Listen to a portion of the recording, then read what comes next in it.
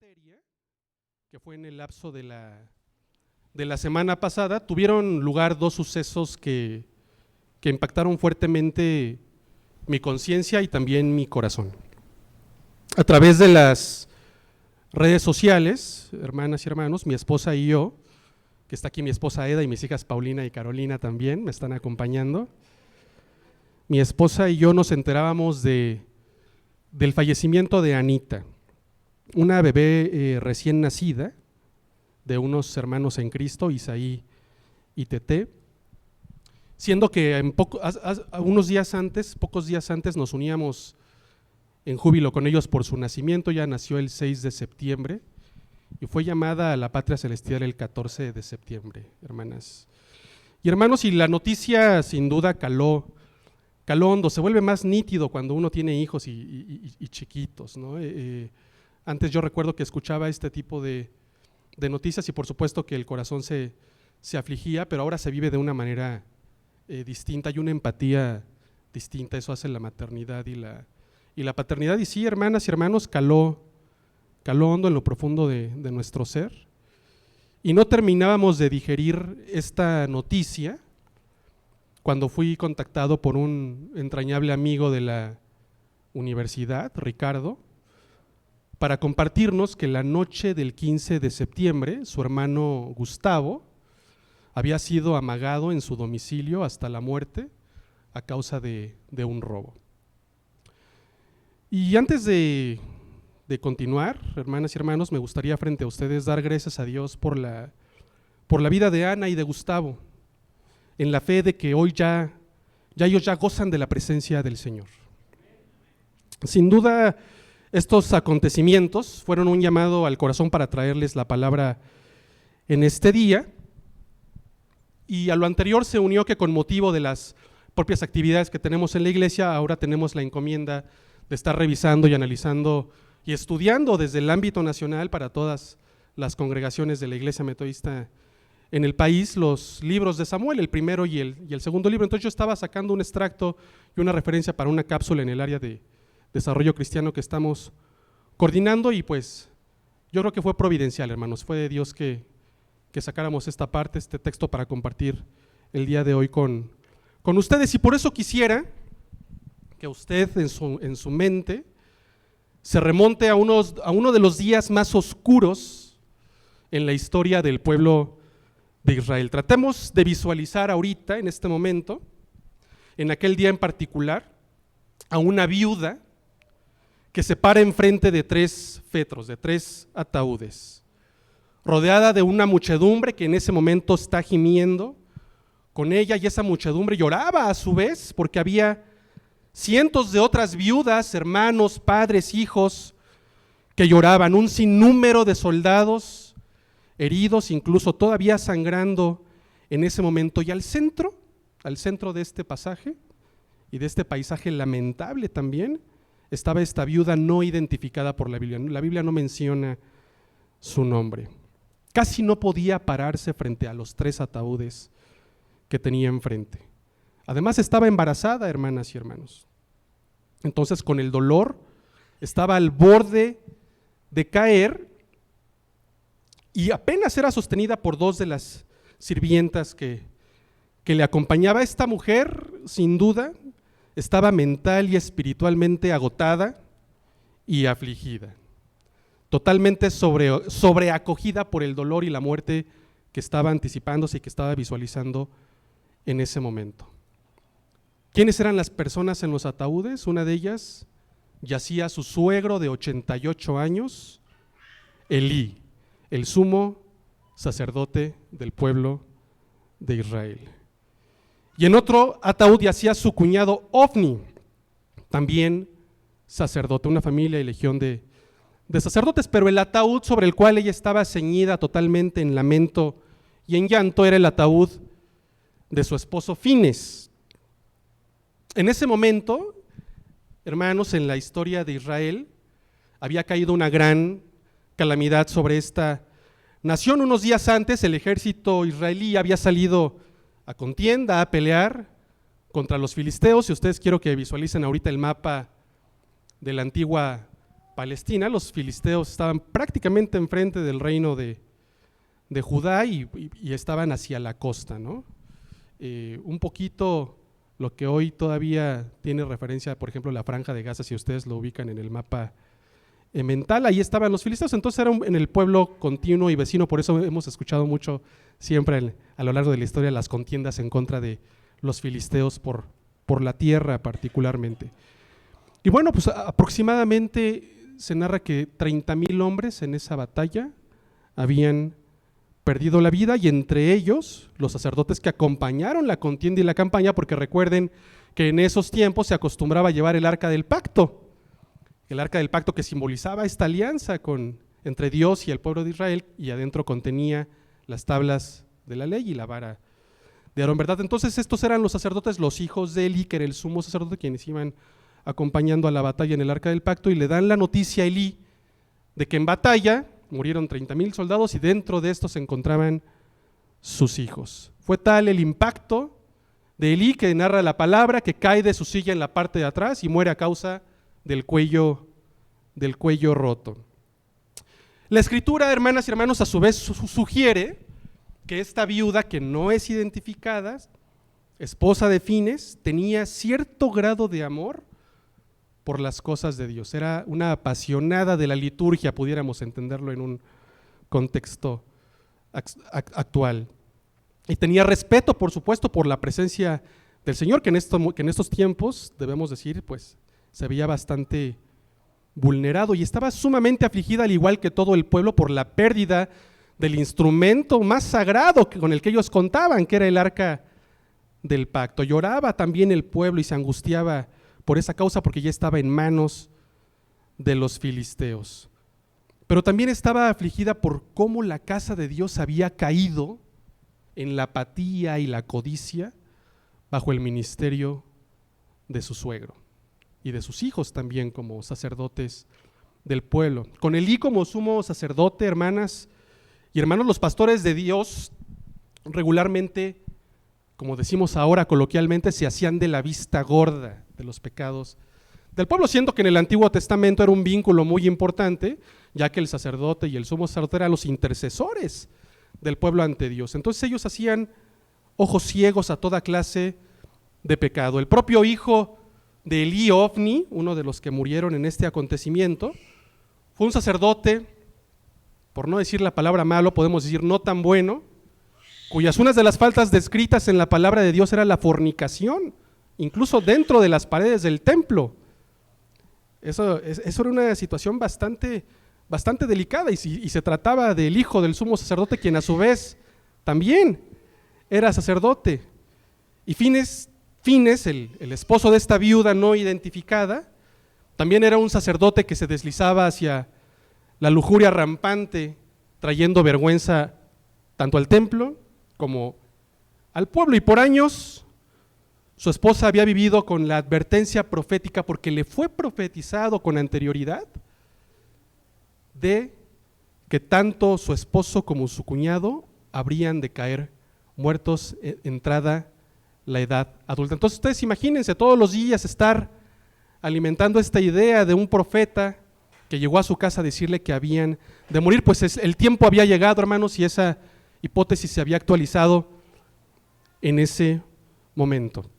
Entonces, si podemos imaginar el dolor increíble, la pena que llevaba hacia la tumba, aun y cuando su esposo había seducido a otras mujeres en el templo, quizá mujeres que él mismo ministraba, no había dudas, si era del conocimiento público, que el ministerio estaba totalmente plagado de pecado, de avaricia y de apatía hacia los mandatos de Dios en ese momento. Entonces el panorama, como se pueden dar cuenta, no era nada alentador, no era nada probo en estos tiempos. Y los profetas verdaderos del Señor habían advertido por años y años los juicios y las consecuencias a causa de la caída de los ministros, pero también del pueblo, y ahora las calamidades se estaban presentando por todos lados. Y peor aún, para acabarla en todos los sentidos, pues el arca, como les había compartido, pues había sido confiscada a manos de los filisteos. Entonces, en la mente de esta pobre mujer que estaba tan afligida, pues el enemigo había ganado la batalla. Para la mente, yo creo que ella podía visualizar y anticipar que era, por supuesto, el fin. Estaba dolida en tres aspectos: en el escenario familiar, en el escenario como mujer, en el escenario como también persona sierva de Dios, ¿no? Acompañando a parte del sacerdocio de su esposo dentro del templo, y como nación también, como una, vamos a llamarlo así, ciudadana, también estaba afligida porque la alianza de Dios había sido destituida de su pueblo. Y dice la palabra en el primer libro de Samuel, capítulo 4, versos 19 y 20, cuando oyó el rumor de que el arca de Dios había sido tomada y que su suegro y su marido habían muerto, se inclinó y dio a luz. Pues le sobrevinieron sus dolores de repente, y voces a su alrededor se oían diciéndole: no tengas temor, porque has dado a luz un hijo. Y eso que había otras muchas mujeres quien también estaban ante otras tumbas perdiendo a sus esposos en batalla, y aún así ellas trataron de alentar a la viuda de Fines diciéndole: alégrate, hay esperanza, en medio de toda esta inmundicia, en medio de toda esta oscuridad has dado a luz un hijo, un nuevo bebé, esto simboliza un nuevo comienzo, le decían. Y concluyen diciéndole una frase que está instituida en la palabra de Dios: Dios no te ha olvidado después de todo. Dios está contigo después de todo. Y vieron que en medio de toda la muerte y de todo el caos había una esperanza viva y fresca. Pero esta viuda, hermanas y hermanos, lamentablemente ya estaba convencida de que no había otro camino. Decía para sí misma: el Señor me ha abandonado. Viene en la porción de las Escrituras: miren toda esta calamidad, ¿cómo pueden ustedes decirme eso? Y es que a veces, hermanas y hermanos, es difícil de creer en la adversidad. Ya sabemos la palabra de Dios, sabemos muchas veces su contenido, pero es difícil creerlo. A mí me gusta ejemplificar este tema porque nos traslada al ámbito de la fe, de si en realidad tenemos fe, de si en realidad creemos lo que cantamos hace rato, de si en realidad creemos lo que viene en el texto de las Sagradas Escrituras.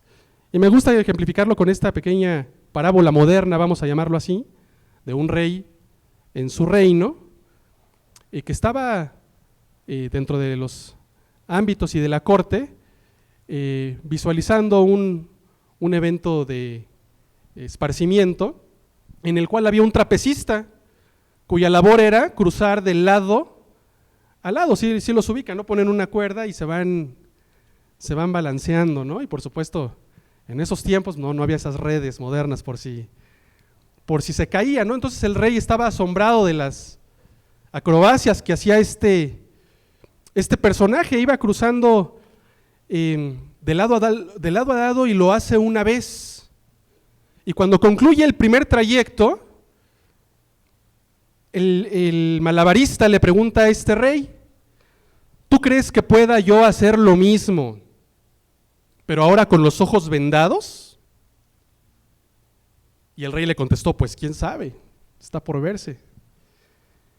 Y agarró el trapecista, en consecución al acto, se vendó los ojos y atravesó por esta cuerda. Y es más, lo hizo de una manera muy sencilla, muy rápida y casi corriendo. Entonces, le fue aumentando la intensidad y el trapecista, malabarista, le pregunta al rey: ¿usted cree que yo pueda cruzar ahora sin el vendaje y cargando una carreta llena de lingotes de oro? Y el rey, la verdad es que ya lo había visto tan avesado en esta circunstancia que le dice: claro que sí. Y agarra y por supuesto que atraviesa, y de una manera muy rápida, muy sencilla, lo desahoga sin ningún problema. Y le pregunta el trapecista: ¿usted cree que yo pueda atravesar esta situación con la misma carretilla, pero en lugar de lingotes con una persona? Y el rey le dijo: te lo firmaría y apostaría toda mi fortuna a que lo puedes lograr. Entonces le contesta el malabarista: súbase. Y cuenta la anécdota que el rey da un paso al costado y no se subió. Y es que, hermanas y hermanos, muchas veces nosotros hemos visualizado el poder de Dios en nuestras vidas, en la vida de nuestros hermanos, en la vida de nuestros familiares, en la vida de nuestros hermanos en la fe también. Sin embargo, cuando se trata de nosotros, en el momento de la prueba y en el momento de la tribulación, hay veces que nos cuesta trabajo dar ese paso final póstumo de fe, y esta circunstancia no ha sido ajena al grado de que vienen ejemplificados también en la palabra de Dios a través de esta viuda sin nombre, esposa de Fines, que se agotó. Ella también perdió la fe en ese momento, y cuenta la palabra de Dios que sus últimas palabras antes de morir, que se encuentran en el primer libro de Samuel, capítulo 4, 21 y 22, dice: y llamó al niño Icaboth, diciendo: la gloria de Dios ha sido desterrada de Israel, porque ha sido tomada el arca de Dios. Y esta palabra nosotros la podemos ver en el Antiguo Testamento consuetudinariamente, hablando de cuando se acercaban las calamidades. Este niño fue llamado de esta forma, que hasta los salmos, el propio David, el salmista, lo introduce diciendo el significado, que es la pérdida de la presencia de Dios y la ausencia de esperanza en una persona o en un pueblo. Y nosotros, lamentablemente, hermanos, el pueblo de Dios no está exento a caer en este tipo de circunstancias.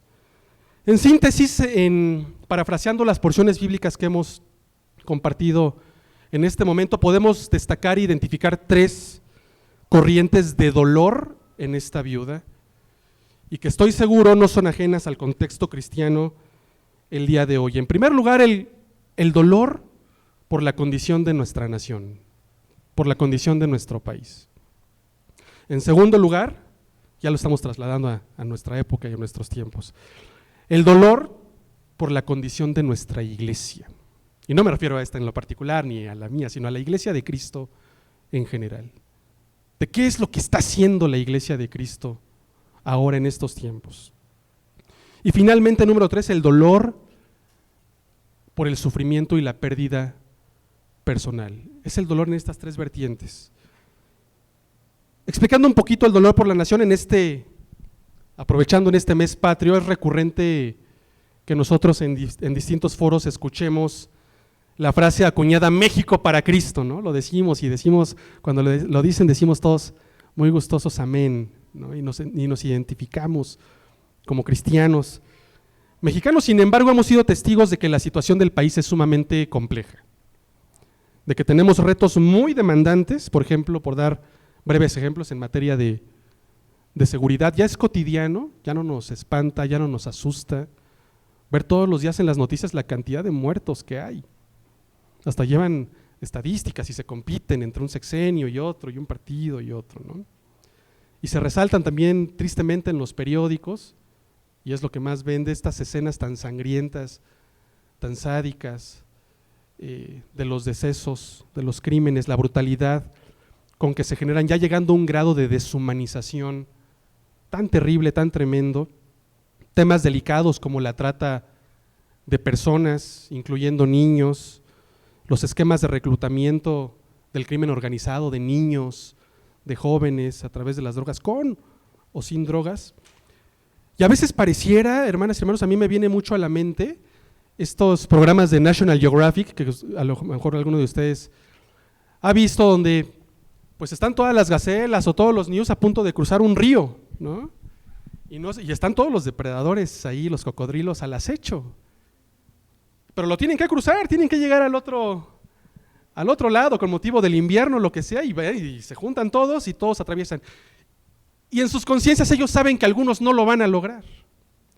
A veces así parece con nosotros, que damos gracias a Dios por los días nuevos y nos encomendamos, por supuesto, a que Dios vaya de ángeles y arcángeles en nuestro caminar, pero lastimosamente muchos hemos sido víctimas de la inseguridad y hemos sido víctimas de lo que está sucediendo ahora en este país. Entonces, incluso algunos sin lograr llegar a su destino. Y por otro lado también tenemos el encono político, que déjenme decir, hermanos, es triste porque divide incluso hasta las propias familias, por la línea de pensamiento sobre tal o cual partido político, sin mencionarlos. Y bueno, también dentro de este encono político ha habido movimientos importantes que por supuesto que han impactado a la Iglesia de Dios.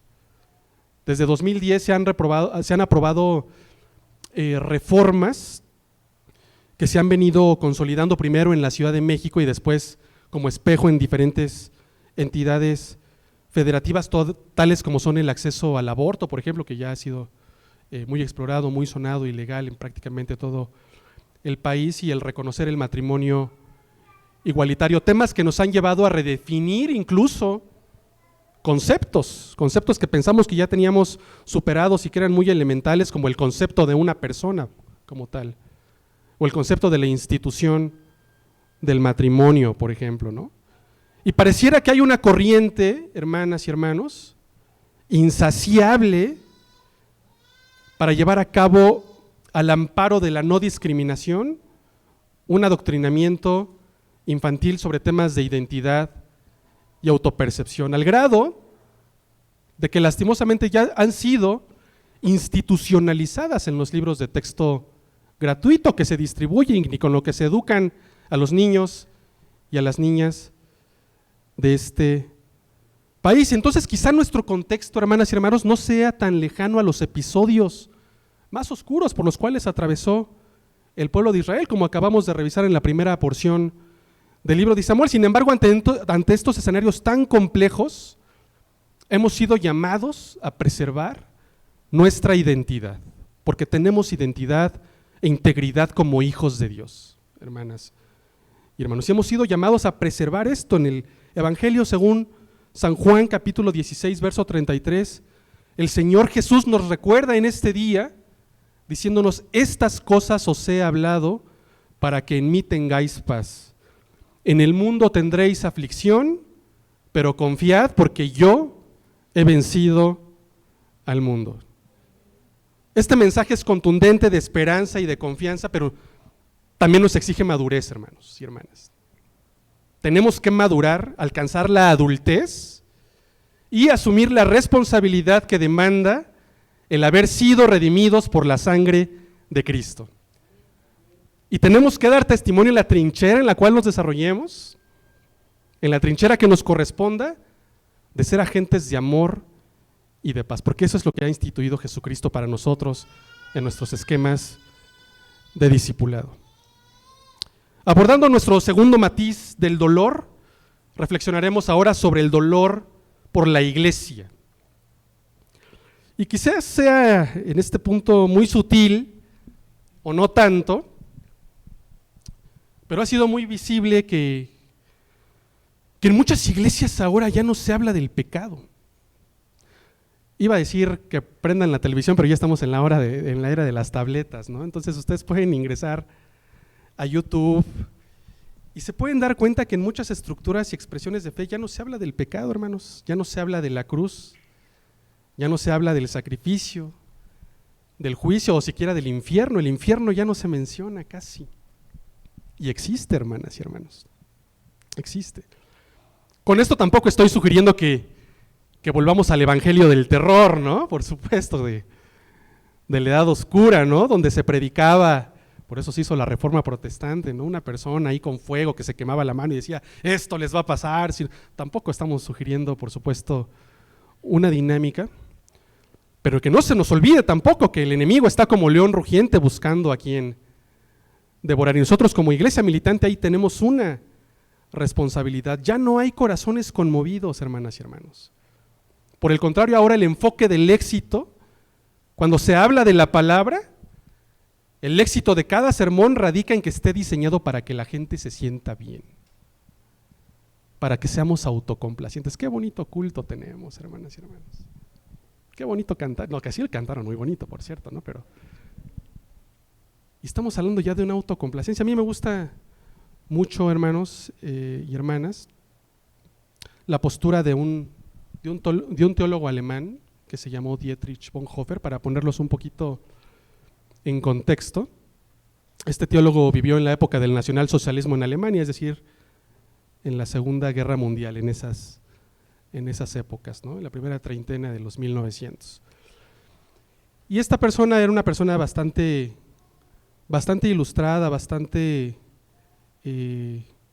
entendida, al grado de que realizó muchos viajes por toda Europa, incluso llegó a viajar a los Estados Unidos, y cuando llegó regresando de una congregación en Nueva York, predicando en el seminario, porque era institutor del seminario ortodoxo de la iglesia alemana en Berlín, decía: no, hombre, estuvo padrísimo en Nueva York. A los del coro no se les movía ni un pelito del cabello. Estaban todos con unos sombreros de época. Todos los himnos muy bonitos, el canto, la escenificación, la prédica. Pero se observó ahí la autocomplacencia, esto de lo que estamos hablando, el egocentrismo, el enfriamiento de los corazones, porque yo no podía dar crédito como todos estábamos tan abrigados en ese culto navideño. No era de Navidad, pero sí era navideño, y había personas a la puerta de la entrada del templo sin alimento y sin ropa para soportar las bajas temperaturas. Y decía: yo no puedo concebir la idea de esta autocomplacencia con la necesidad a las puertas de nuestros templos. Y es que lamentablemente en eso se simboliza el enfriamiento del corazón, hermanas y hermanos. La falta de empatía ante la necesidad. Y es que si habremos de ganar el reino de Dios, porque nuestra misión, Jesucristo anticipaba la instauración del reino de Dios en la tierra, y esto es una duda realmente genuina. La gente se preguntaba: ¿qué es eso del reino de Dios? Entre los discípulos hacían creer que ya lo sabían, pero en realidad no lo sabían, hasta que le preguntaron a Jesucristo: ya dinos por favor, dicen los evangelios, ¿de qué se trata de instaurar el reino? Y dice: va a ser muy sencillo, al amparo del tema de la salvación, porque decían: el reino se lo van a ganar y va a haber salvación entre ustedes. Y lo explicó de una manera muy sencilla el Señor Jesucristo. Y dice: va a ser muy sencillo, yo voy a tener 2 filas, una de cabritos y una de borreguitos, ¿no? Y el examen ahí no lo dan, hermanos. El examen va a ser muy sencillo cuando lleguemos ante la presencia del Señor. Nos lo da en este texto y dice: y va a ser muy sencillo, yo voy a hacer unas preguntas muy básicas. ¿Y cuáles van a ser estas preguntas? ¿Le diste de comer al necesitado? ¿Le diste un abrigo a quien se dolía del frío por el tiempo? ¿Visitaste a la viuda? ¿Visitaste a los enfermos? ¿Visitaste a los presos? Y fue muy contundente el Señor Jesucristo cuando dice y sanciona: si contestas positivamente, te diré bienvenido. ¿Por qué? Porque yo soy el buen pastor y las ovejas conocen mi voz. Y por cuanto hiciste esto a uno de mis hermanos más pequeños, a mí lo hiciste. Y si no, ahí viene el y si no, te diré: apártate, porque ni yo te conozco, ni tú me conoces. Es muy simple el evangelio, hermanas y hermanos. Es muy simple. Este teólogo desarrolla la idea de la gracia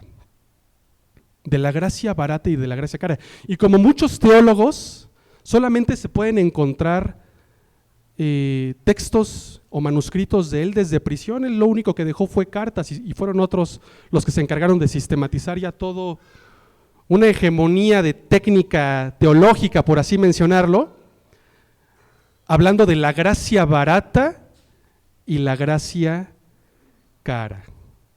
Y déjenme explicarles, partiendo de la base de que la gracia es entendida como el regalo inmerecido de la salvación a causa de la expiación y méritos de nuestro Señor Jesucristo en la cruz. Creo que eso todos lo tenemos muy claro, ¿no? El concepto central, hegemónico de la gracia. Y partiendo de esa base me voy a permitir explicar este pensamiento de dicha gracia, en la cual nosotros tenemos el libre albedrío para encarecerla, hacerla rica o abaratarla. Y esto lo desarrolla muy bien el pensamiento de Dietrich. La gracia barata es la gracia como una mercancía que hay que liquidar. Es el perdón malbaratado, el consuelo malbaratado, el sacramento malbaratado. Es la gracia como almacén inagotable de la iglesia. Ahí va a estar siempre. Siempre va a estar Jesús con los brazos abiertos. ¿Para qué me porto bien? ¿Para qué hago las cosas con tanto rigor, con tanto sacrificio? Si al final del día sabemos que va a estar Jesucristo lleno de su amor, lleno de su bondad, con los brazos abiertos, listos para recibirnos. Donde la tomamos a manos llenas, inconsideradas y la dilapidamos. ¿Por qué? Porque la factura ya fue pagada. Ya ha sido pagada de antemano y por todos los tiempos, no nada más por ahorita. Por los tiempos que pasaron, por los tiempos presentes y por los tiempos futuros. 1, 2, 3 por mí y por todos mis amigos que habrán de venir. Esa es la gracia barata. Los gastos han sido cubiertos infinitamente, entonces podemos utilizarla a placer. La gracia barata como doctrina, como principio, como sistema, es el perdón de los pecados considerado como una verdad universal. Es el amor de Dios interpretado como la idea cristiana de Dios. Hermanos, eso no es vivir el cristianismo. Es darle un mal entendimiento y un mal concepto a lo que es la gracia y el amor para cada uno de nosotros. Por el contrario, la gracia cara es el santuario de Dios que hay que proteger en este mundo, que no puede ser entregado a los más viles. Es la palabra viva. La gracia cara es la palabra de Dios que Él mismo pronuncia cuando le agrada. Es la palabra que llega a nosotros en forma de una llamada misericordiosa a genuinamente seguir a Jesús, a dejarnos de simulaciones, a dejar que el Espíritu Santo entre de lleno en nuestras vidas. Es gracia cara porque obliga a someterse, no a ser libre, sino a someterse al yugo de Jesucristo, hermanas y hermanos. El que quiera venir en pos de mí, tome su cruz y sígame. Hermanas y hermanos, la iglesia visible de Cristo va más allá de estas 4 paredes. Debemos asentarnos como aquella ciudad, y como lo dice el Evangelio, aquella ciudad que es asentada sobre un monte y que no es susceptible de esconderse. Es decir, que todos la pueden ver. ¿Por qué? Porque nosotros somos la sal de la tierra, somos la luz del mundo. Estamos llamados a hacer eso. Entonces es necesario cuestionarnos hacia dónde nos estamos dirigiendo como iglesia, como comunidad de fe, no en lo personal, sino también en la colectividad. ¿Dónde está nuestro corazón? Por eso la palabra nos advierte y nos dice, sobre toda cosa guardada, guarda tu corazón porque de él emana la vida, hermanos. Necesitamos implorar la presencia de Dios en cada detalle, en cada sueño, en cada visión y en cada paso que damos como comunidad de fe. En esta iglesia es necesario afianzar y materializar nuestras vidas como un altar, como un olor fragante hacia nuestro Dios, en ese altar donde Dios pueda cumplir su voluntad a placer, y como consecuencia de ello, que verdaderamente esta iglesia se constituya como la iglesia militante del Señor Jesucristo.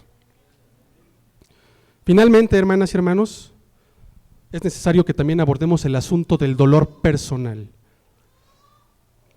Y quiero dirigirme ahora a aquellos que han experimentado algo del dolor que pudiera asemejarse al que vivió esta viuda.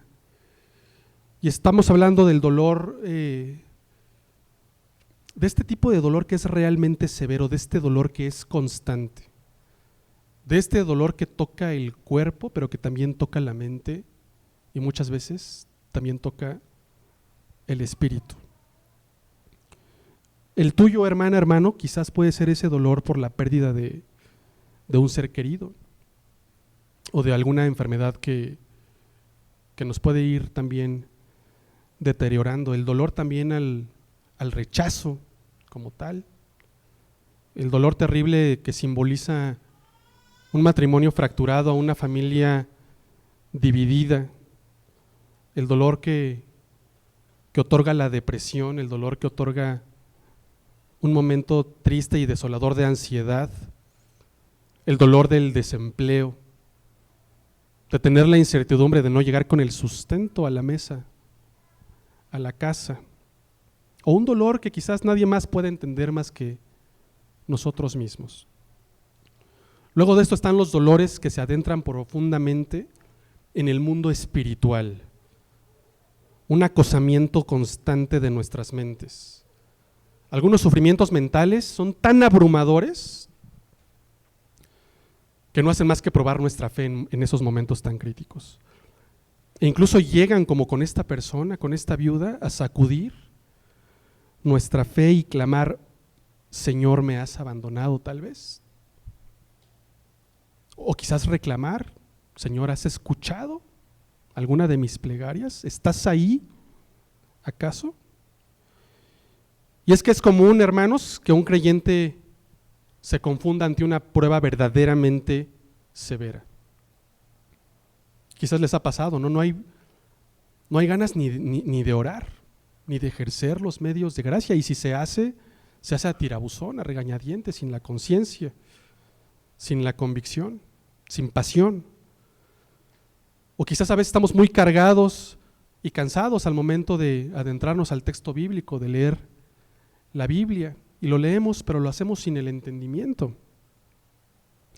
Y esto nos trae una serie de cargas aún más grandes que tenemos como seguidores en Jesús. Si somos los afligidos, si somos los que estamos atravesando en ese momento la prueba, la incógnita es cómo saldremos de esta situación.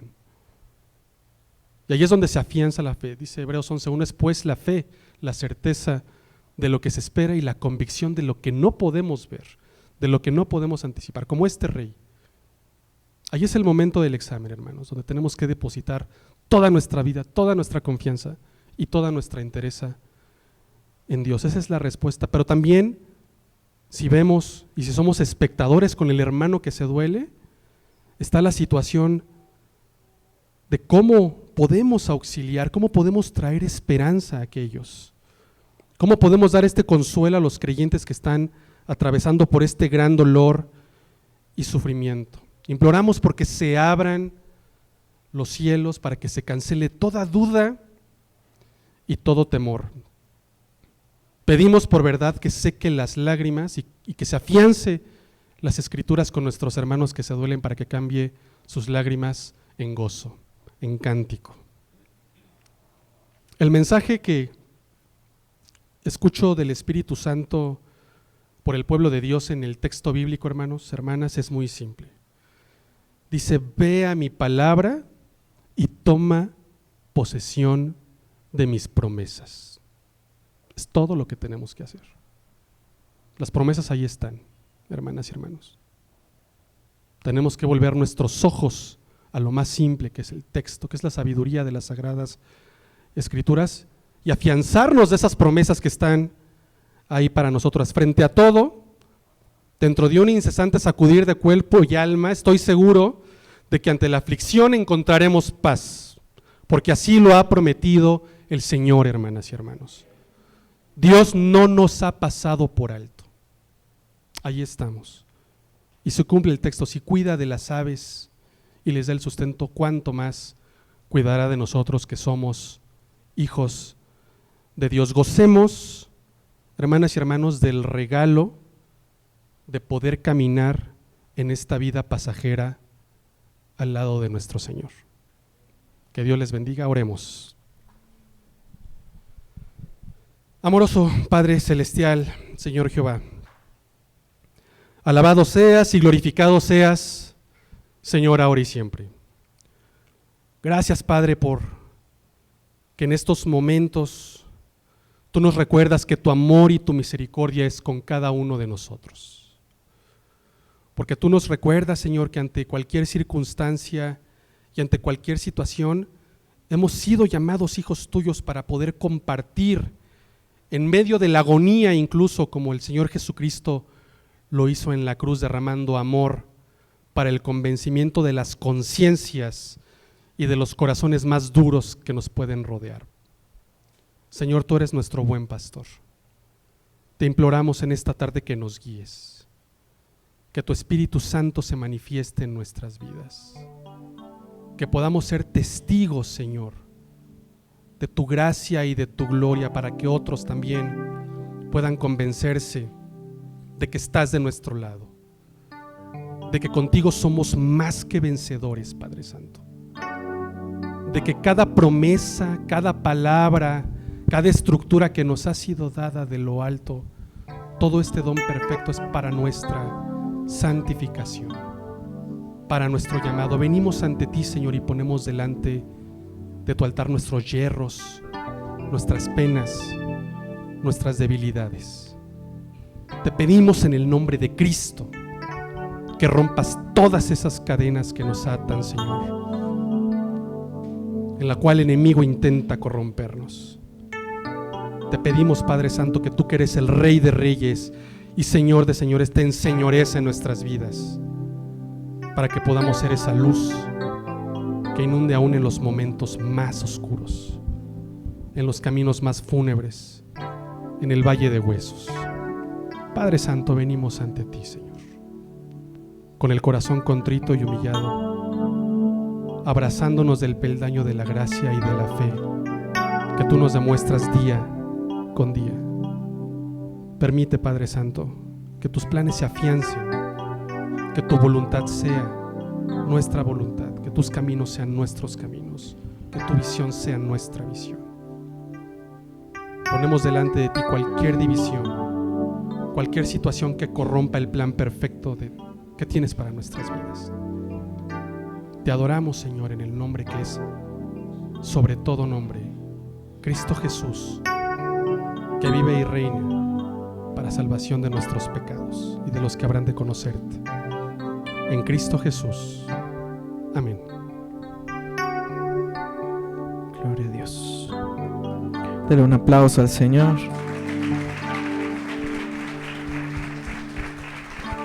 Dios es bueno, amado hermano. Póngase un momentito de pie, un momentito de pie. Y todos juntos, amado hermano, levante sus manos, cierre sus ojos, solo un momento.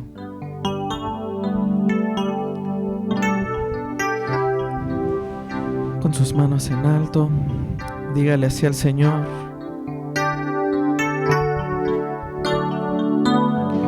oh, mi socorro has sido tú, y en la sombra de tus alas yo me gozaré. Mi alma está pegada a ti, porque tu diestra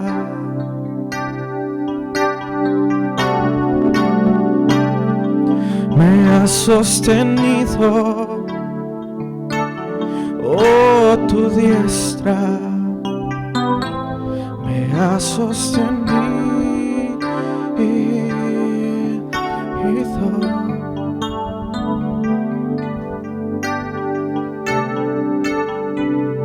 Dígalo así temprano, temprano yo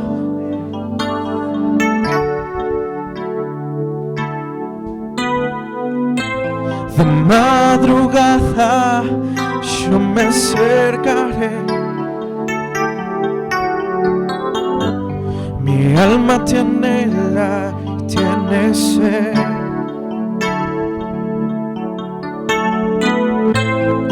Para ver tu gloria y tu poder. Mi socorro has sido tú, y en la sombra de tus alas yo me gozaré. Mi alma está pegada a ti,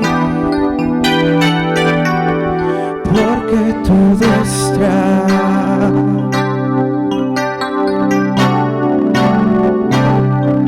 me ha sostenido. Oh, tu diestra me ha sostenido. Una vez más, mi socorro has sido tú, y en la sombra sombra de tus alas yo me gozaré. Mi alma está pegada a ti, porque tu diestra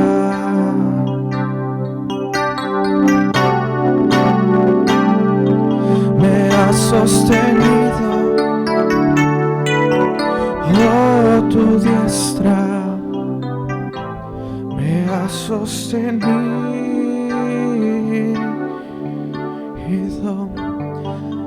Señor, gracias por tu palabra. Gracias por recordarnos, Señor, que tú no nos dejas y no nos desamparas, Señor. Podrá venir el dolor, Señor, la angustia, la enfermedad. Pero, Señor, hoy nos tomamos de tu mano, Señor.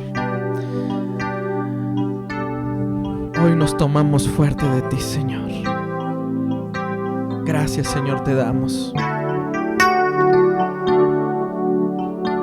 Él no lo suelta, amado hermano. No lo ha soltado y no lo soltará. Sigamos adelante, amado hermano, hasta la meta perfecta que es Cristo. Gracias, Señor. Gracias, Cristo. ¿Puede darle un aplauso fuerte al Señor?